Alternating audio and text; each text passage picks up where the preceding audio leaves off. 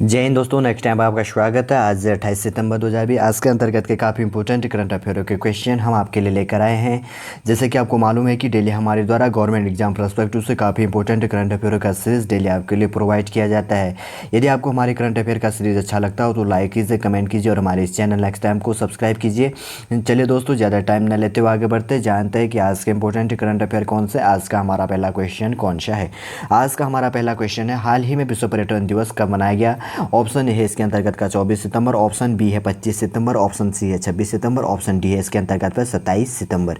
तो इसके अंतर्गत का हमारा राइट आंसर क्या है, ऑप्शन डी 27 सितंबर को प्रतिवर्ष क्या किया जाता है, विश्व पर्यटन दिवस को सेलिब्रेट किया जाता है। कब सेलिब्रेट किया जाता है, 27 सितंबर को। और इसकी थीम क्या थी, 2020 की थीम की बात करें तो पर्यटन और ग्रामीण विकास इसका क्या है, 2020 का थीम है। अगर इसको शुरू करने की बात करें तो कब शुरू किया गया था, 1986 में यूनाइटेड नेशन के द्वारा सबसे पहले इसको सेलिब्रेट किया गया था। ठीक है ना, किसके द्वारा, यूनाइटेड नेशन में 1986 ईस्वी में। और 2020 की थीम क्या है, पर्यटन और ग्रामीण विकास। और इसको कब सेलिब्रेट किया गया है, 27 सितंबर को प्रतिवर्ष सेलिब्रेट किया जाता है। ठीक है, चलिए आपको समझ में आया होगा।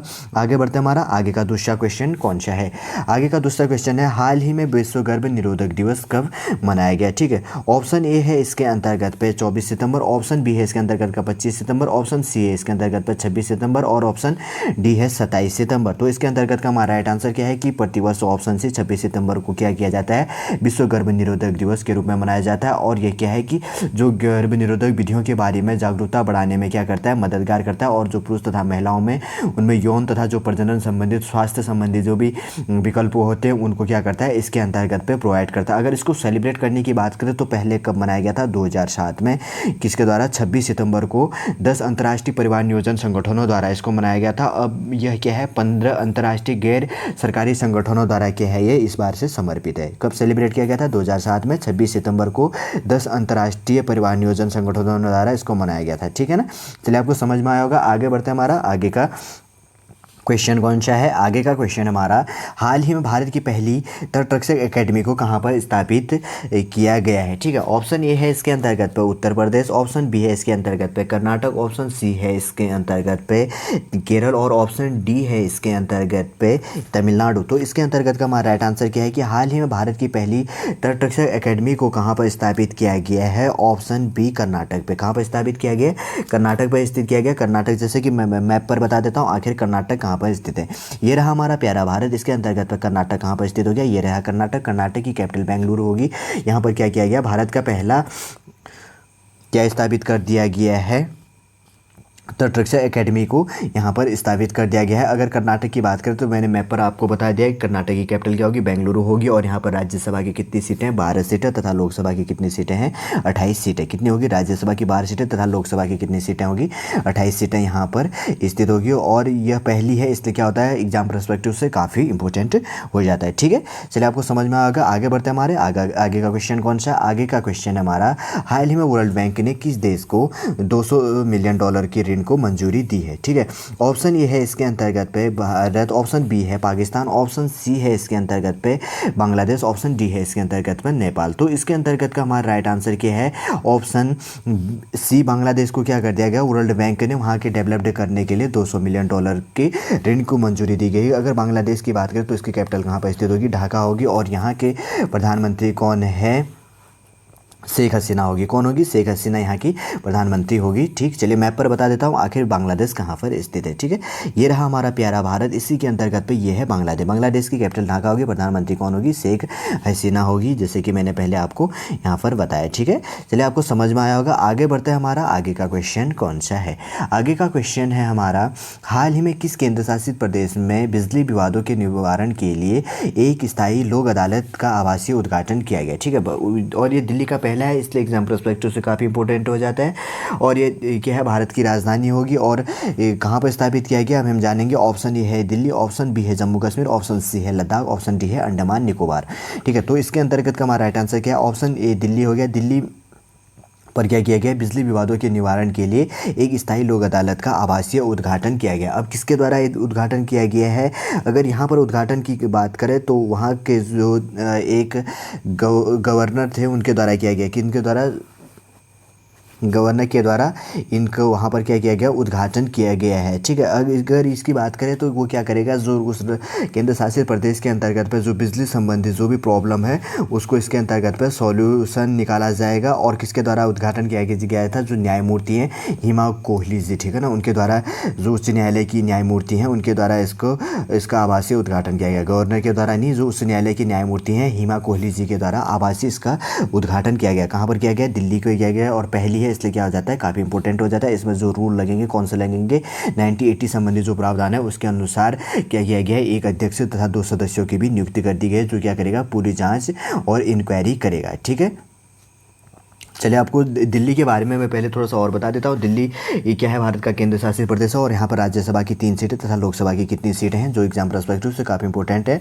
कभी कभी एसएससी एग्जाम के अंतर्गत या बैंक के अंतर्गत पूछ लेता है कि इसके अंतर्गत पर राज्यसभा तथा लोकसभा की कितनी सीटें हैं, तो राज्यसभा की 3 सीट होगी तथा लोकसभा की कितनी सीट होगी, 7 होगी। कहाँ पर स्थित, दिल्ली पर। ठीक है, चलिए आपको समझ में आएगा। आगे बढ़ते हैं, हमारा आगे का क्वेश्चन कौन सा है। आगे का क्वेश्चन हमारा, हाल ही में इसर जज अहलुवालिया का निधन हो गया, वह मूलतः किससे संबंधित हैं। ऑप्शन ए पत्रकार, ऑप्शन बी अर्थशास्त्री, ऑप्शन सी है गायक, ऑप्शन डी है प्रमुख चिकित्सक। तो इसके अंतर्गत का हमारा राइट आंसर क्या है, ईश्वर जज अहलुवालिया। ठीक है ना, अहलुवालिया किससे संबंधित है, ऑप्शन बी अर्थशास्त्री से संबंधित है। इनके द्वारा क्या किया गया था, अभी इनकी 74 ईयर पे इनकी डेथ हो गई। ठीक है ना, इनको क्या मिला था, पद्म भूषण से सम्मानित किया था, इसलिए क्या हो जाता है, काफ़ी इंपॉर्टेंट हो जाता है। और इन्होंने शहरीकरण और शिक्षा से संबंधित मुद्दों पर भी क्या किया था, अपना कार्य किया था।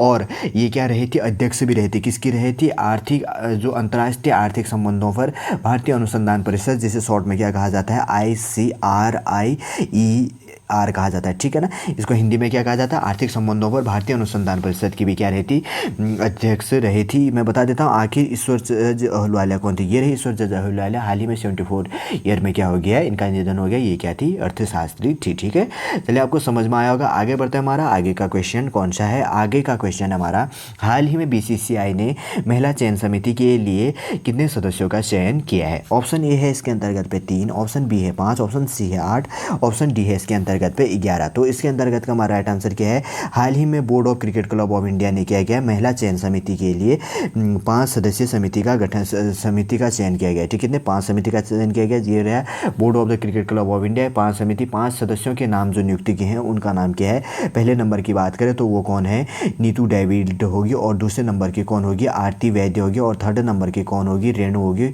रेणु मार्केट होगी। ठीक है ना, अगर चौथे नंबर की बात करें तो कौन हो गया, वेंकटर कल्पना होगी, और 5वें नंबर की बात करें तो कौन हो गया, मिठू मुखर्जी होगी। 5 इसके अंतर्गत पे होगी। अगर हेड की बात करें तो कौन करेगा, जो वहाँ पे किसको चुना गया, नीतू डेविड है, उसको क्या करेगी, इनकी हेड होगी, जो डिसीजन समिति की जो प्रमुख होगी। ठीक है ना, बोर्ड ऑफ क्रिकेट क्लब की इंडिया की स्थापना कब हुई थी, 1928 ईस्वी में। इसका हेडक्वार्टर कहाँ पर स्थित है, मुंबई पर स्थित हो गया। अगर ऑन दिस टाइम अगर इनके अध्यक्ष की बात करें तो कौन है, सौरव गांगुली जी कौन है, इसके अभी board of cricket club of India BCCI के अध्यक्ष हैं। ठीक है, चलिए आपको समझ में आया होगा। आगे बढ़ता है, हमारा आगे का क्वेश्चन कौन सा है। आगे का क्वेश्चन हमारा, हाल ही में वैज्ञानिक और औद्योगिक अनुसंधान परिषद, जिसे शॉर्ट में क्या कहा जाता है, CSIR। ठीक है, और अगर इंग्लिश की बात करें तो इसका फुल फॉर्म क्या होता है, counselling of the scientific and industrial research, इसका फुल फॉर्म होता है कि का स्थापना दिवस कब मनाया गया। ऑप्शन ए है इसके अंतर्गत 24 सितंबर, ऑप्शन बी है 25 सितंबर, ऑप्शन सी है 26 सितंबर, ऑप्शन डी है 27 सितंबर। तो इसके अंतर्गत का हमारा राइट आंसर क्या है कि हाल ही में वैज्ञानिक और औद्योगिक अनुसंधान परिषद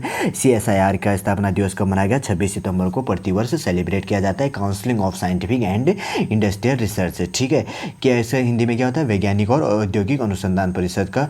अगर इसकी बात करें तो ये इस बार कौन सा सेलिब्रेट किया गया था, 26 सितंबर को 2020 में 79वें नंबर का सेलिब्रेट किया गया है। ठीक है, चलिए आपको समझ में आया होगा। इसका मैं लोगो बता देता हूँ आपको। CSIR का इस प्रकार होता है, ये रहा इसका counselling of scientific and industrial research, ये हो गया। इसके लोगो इस प्रकार है, हिंदी में क्या कहा जाता है, वैज्ञानिक तथा औद्योगिक अनुसंधान परिषद, ये है। ठीक है, चलिए आपको समझ में आया होगा।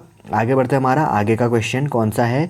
आगे का क्वेश्चन हमारा, हाल ही में कहाँ पर नए कृषि अनुसंधान संस्थान का उद्घाटन, जो संस्थान है उसका उद्घाटन किया गया है। ठीक है, क्या कह रहा है वो क्वेश्चन आपके लिए वापस रिपीट करते हैं। हाल ही में कहाँ पर नए कृषि अनुसंधान संस्थान का उद्घाटन किया गया। ऑप्शन ए है इसके अंतर्गत पे उत्तर प्रदेश, ऑप्शन बी है इसके अंतर्गत पे असम, और ऑप्शन सी है इसके अंतर्गत पे अरुणाचल प्रदेश, और ऑप्शन डी है इसके अंतर्गत पे डी क्या हो गया हमारा नागालैंड। तो इसके अंतर्गत का हमारा राइट आंसर क्या है कि हाल ही में नए कृषि अनुसंधान संस्थान का उद्घाटन कहाँ पर किया गया है? असम। असम मैप पर बता देता हूँ आखिर कहाँ पर स्थित है, ठीक है ना।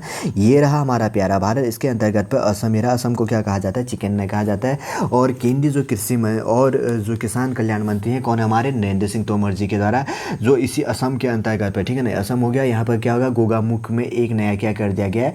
भारतीय कृषि अनुसंधान संस्थान, अपना जो संस्थान है उसका उद्घाटन किया गया। अब उसका नाम चेंज करके किसके नाम पर, नाम किसके नाम पर रखा जाएगा? पंडित दीनदयाल उपाध्याय जी के नाम पर रखा जाएगा, ठीक है। असम योग चिकन इसको कहा जाता है। और यहाँ पर राज्यसभा की सीट की बात करें तो कितना है?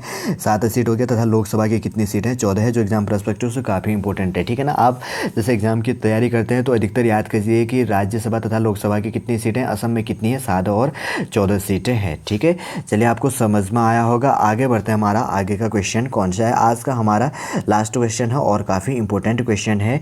हाल ही में खुली सिगरेट और बीड़ी को प्रतिबंध लगाने वाला भारत का पहला कौन सा राज्य बन गया है? ठीक है, ऑप्शन ए है इसके अंतर्गत। ऑप्शन ए क्या है? गुजरात। ऑप्शन बी है उत्तर प्रदेश। ऑप्शन सी है इसके अंतर्गत महाराष्ट्र। ऑप्शन डी है केरल। तो इसके अंतर्गत का हमारा राइट आंसर क्या? ऑप्शन सी, महाराष्ट्र ने क्या कर दिया गया? खुली सिगरेट तथा बीड़ी पर प्रतिबंध लगाने वाला भारत का पहला राज्य बन गया है। मैं बता देता हूँ आखिर महाराष्ट्र मैप पर कहाँ पर स्थित है। ये रहा हमारा प्यारा भारत। इसके अंतर्गत पर कहाँ पर स्थित है? ये रहा महाराष्ट्र। महाराष्ट्र की कैपिटल कौन सी है? मुंबई होगी। और यहाँ के मुख्यमंत्री कौन है? उद्धव ठाकरे। और यहाँ पर क्या कर दिया गया? खुली बीड़ी और सिगरेट पर बेचने पर प्रतिबंध लगा दिया गया। और सबसे कम जो यहाँ पर, ठीक है ना, जो लेने वाले की बात करें तो सबसे ज़्यादा क्या होता है?